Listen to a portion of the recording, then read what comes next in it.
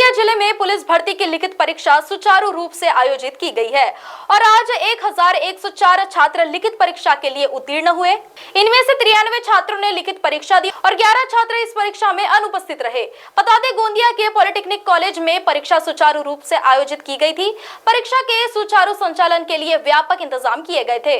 जिला पुलिस अधीक्षक निखिल पिंगले ने बताया कि परीक्षा के प्रश्न को लेकर यदि कोई आपत्ति हो तो छात्रों को पेपर के बाद समय दिया जाता था और पेपर की जांच के तुरंत बाद परिणाम छात्रों तक पहुंचा दिया जाता था।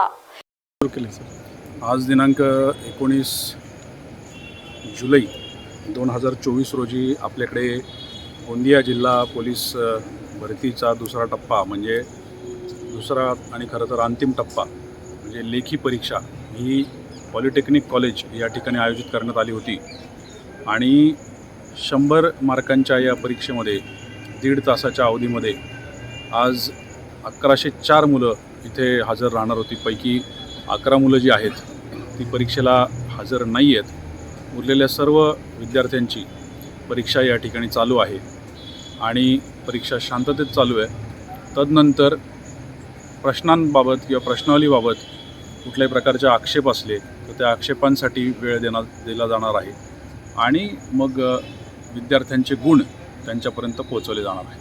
महाराष्ट्र टीवी 24 के लिए अभिषेक भटनागर की रिपोर्ट, गोंदिया।